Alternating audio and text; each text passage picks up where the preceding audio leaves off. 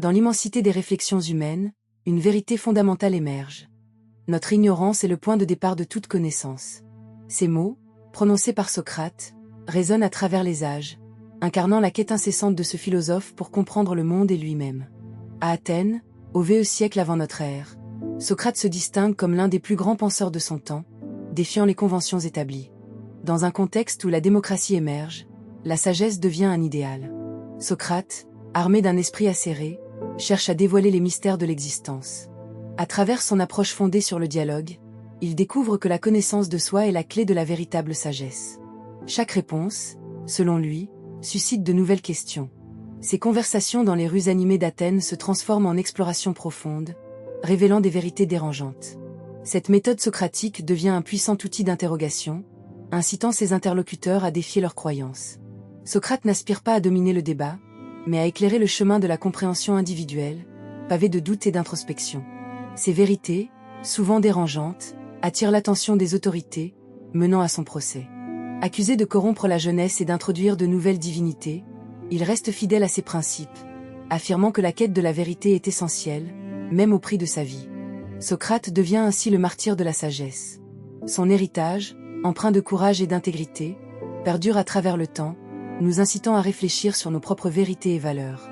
La voix de Socrate demeure présente, nous poussant à plonger dans les profondeurs de notre être.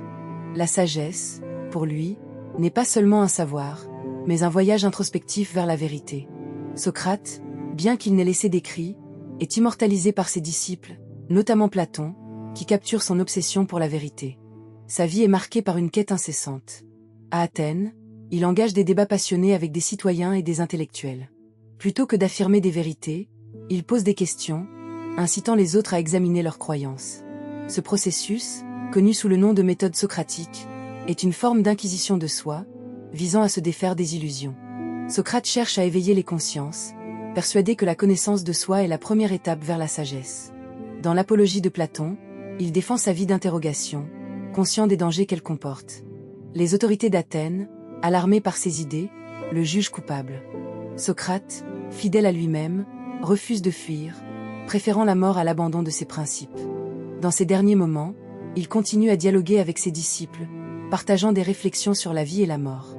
Cette décision tragique n'est pas seulement un acte de bravoure, mais une affirmation de sa philosophie. Vivre selon ses convictions est la plus grande vertu. Les jours suivants son procès deviennent un ultime enseignement. Le poison, ingéré, n'est pas une fin, mais le début d'un dialogue éternel sur la justice et l'intégrité. Socrate devient un martyr de la vérité, un symbole pour ceux qui défendent leurs convictions. Son héritage inspire à remettre en question le statu quo et rechercher l'authenticité. La voie de la sagesse, comme l'a montré Socrate, est semée d'embûches, mais elle est le chemin le plus noble. La quête de sagesse, pour Socrate, atteint son paroxysme dans un moment décisif au tribunal d'Athènes. Confronté à l'accusation d'impiété, il se tient devant ses juges, la tête haute. Dans cette atmosphère hostile, il prononce son discours le plus célèbre, plaidant pour la philosophie et la vérité. Ses mots résonnent avec clarté, défiant les conventions. Il affirme que la véritable sagesse réside dans la reconnaissance de son ignorance. Ce retournement de perspective est la pierre angulaire de sa méthode dialectique. Socrate ne craint ni la mort ni le jugement. Au contraire, il défie l'injustice et prouve son engagement envers la vérité. La phrase « Une vie sans examen n'est pas digne d'être vécue » rappelle que la réflexion est une vertu suprême. Dans ce moment décisif, Socrate élève la philosophie à une mission sacrée, appelant à questionner les certitudes et à s'interroger sur les fondements de la moralité. Son procès devient une véritable bataille pour la pensée libre. Paradoxalement, ce dernier discours est son testament philosophique.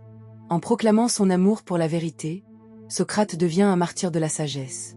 Sa mort, loin de terminer sa quête, en devient la légende, une lumière guidant ceux en quête de connaissance. Ce combat intellectuel reflète la tension entre tradition et innovation. Socrate incarne le philosophe qui embrasse la recherche de la vérité. La clarté de son message est intemporelle. La voix de Socrate, même au bord de la mort, résonne comme un cri de ralliement. En choisissant la vérité plutôt que la vie, il forge un héritage défiant le temps, invitant chacun à s'engager sur le chemin de la connaissance. Ce moment crucial souligne l'importance de vivre authentiquement et de questionner sans relâche, car c'est dans cette quête que réside la véritable essence de la sagesse. Socrate naît vers 470 avant notre ère, dans le quartier d'Agrole à Athènes. Fils de Sophronisque, un sculpteur, et de Phénarète, Une sage-femme, il s'imprègne rapidement de l'atmosphère vibrante de la cité, un centre névralgique culturel et politique où les idées s'entrechoquent. Alors que la démocratie athénienne s'épanouit, un nouveau type de citoyen émerge, et Socrate se positionne comme une figure incontournable, défiant les valeurs établies. Il arpente les rues de la ville, s'opposant à des sophistes qui, pour lui, prônent des vérités relatives et des arguments fallacieux. Il les considère comme des marchands de mots, prêts à échanger la vérité contre de l'argent. Au fil de ses conversations, il s'installe dans des lieux emblématiques d'Athènes, tels que l'Agora, où les citoyens se rassemblent, discutent et débattent. L'Agora devient son terrain de jeu, un espace où il interroge les artisans, les politiciens et les jeunes apprenants. Il est connu pour son aspect négligé, portant une tunique simple, son visage marqué par des traits empreints de sagesse et d'ironie. Ses yeux pétillants reflètent une curiosité insatiable. Chaque interaction est pour lui une opportunité de creuser plus profondément dans l'esprit humain, à la recherche de la vérité ultime. L'une de ses préoccupations majeures est l'éducation des jeunes. Il se fait le mentor d'un groupe d'élèves, prêts à défendre leurs idées, mais aussi à apprendre à remettre en question chacun de leurs préjugés. Parmi eux se trouvent des figures emblématiques comme Platon, qui deviendra le porte-parole de ses idées. Socrate les encourage à se dépasser, à ne pas simplement accepter les vérités établies, mais à les interroger. Connais-toi toi-même est son mantra, une invitation à l'introspection. Il s'élève contre la charlatanerie des sophistes, qui prétendent détenir des vérités absolues. Pour lui, la connaissance est un processus, une quête de compréhension où l'erreur est tout aussi précieuse que la vérité. Dans cette ambiance intellectuelle, il se retrouve en concurrence avec des penseurs tels que Anaxagore et Pythagore, mais surtout avec les sophistes, qui savent manipuler la rhétorique pour gagner des débats. Son opposant le plus célèbre, Critia, un sophiste et un aristocrate, détient le pouvoir et voit en Socrate une menace à l'ordre établi.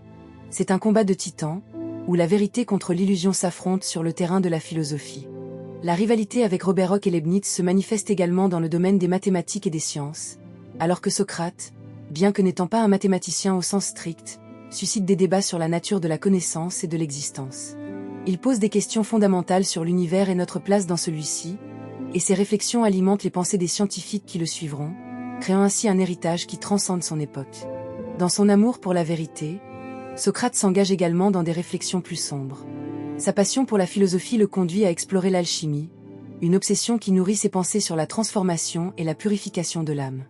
Il s'interroge sur la nature des choses, affirmant que tout dans la nature est interconnecté, que l'âme humaine est le reflet de l'univers. Cette quête alchimique donne lieu à des moments de méditation solitaire, au cours desquels il s'interpelle, se scrutant pour découvrir ses propres défauts et faiblesses. Ses réflexions le hantent, le poussant à chercher des réponses dans les méandres de sa propre existence. L'alchimie devient alors une métaphore de son cheminement spirituel, une manière de parvenir à la sagesse par la confrontation à soi-même. Les conflits avec ses contemporains ne font que renforcer son engagement. En 399 avant notre ère, lorsque les accusations d'impiété et de corruption de la jeunesse sont portées contre lui, la tension atteint son paroxysme.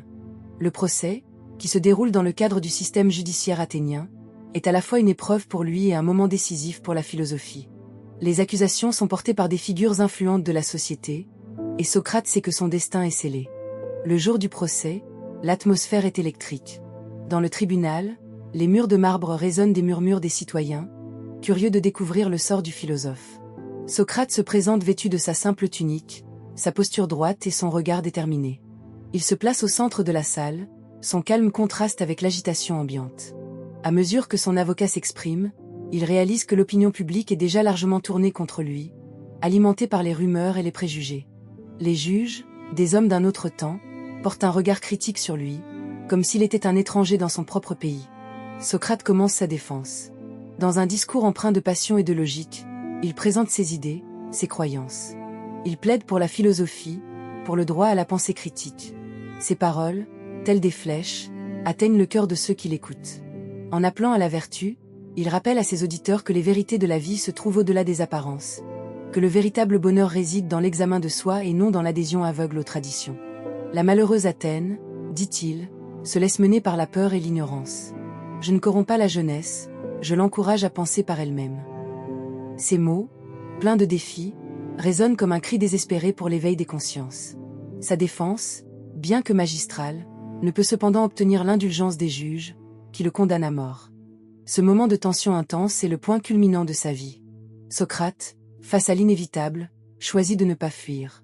Il sait que sa mort ne sera pas une fin, mais une affirmation de son engagement envers la vérité.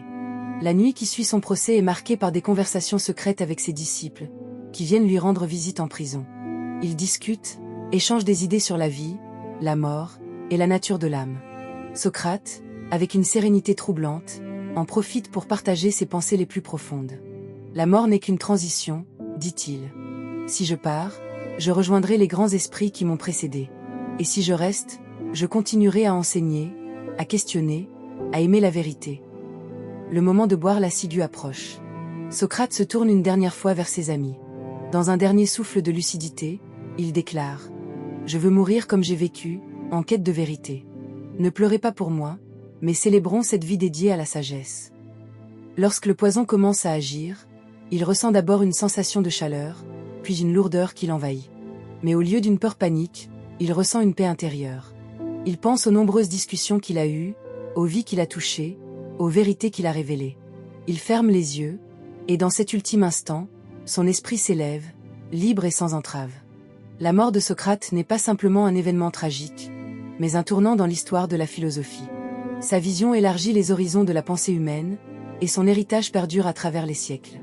Il devient un symbole de résistance intellectuelle, un modèle de courage face à l'absurdité. Son message transcende son époque, inspirant des générations entières à poursuivre la vérité, même au prix des sacrifices les plus lourds. Les jours et les années qui suivent sa mort voient émerger des écoles de pensée, et sa méthode dialectique devient la pierre angulaire des philosophies occidentales. Platon, en particulier, se fait le gardien de sa mémoire, écrivant dialogue après dialogue, immortalisant les pensées de son maître pour les générations à venir. Au-delà des murs de la cité athénienne, l'idée de philosopher, de questionner le monde et soi-même, se propage comme une traînée de poudre. Les leçons de Socrate continuent d'interroger les esprits, invitant chacun à se plonger dans des réflexions sur la moralité, la justice et la connaissance. Il reste ancré dans la conscience collective, un phare pour tous ceux qui osent défier la pensée conventionnelle. Sa voix, bien que réduite au silence, résonne avec une force inébranlable dans les cœurs de ceux qui cherchent à comprendre le monde. Dans l'immensité du savoir, il se tient comme un géant, un exemple de ce que signifie véritablement vivre la philosophie. Socrate, le martyr de la vérité, demeure un appel à la sagesse, une invitation à interroger et à explorer, à ne jamais cesser de chercher ce qui est juste et authentique. À travers ces mots, il nous rappelle que la voie de la sagesse est pavée de questions, et que la quête de la vérité est un chemin sans fin, mais ô combien précieux.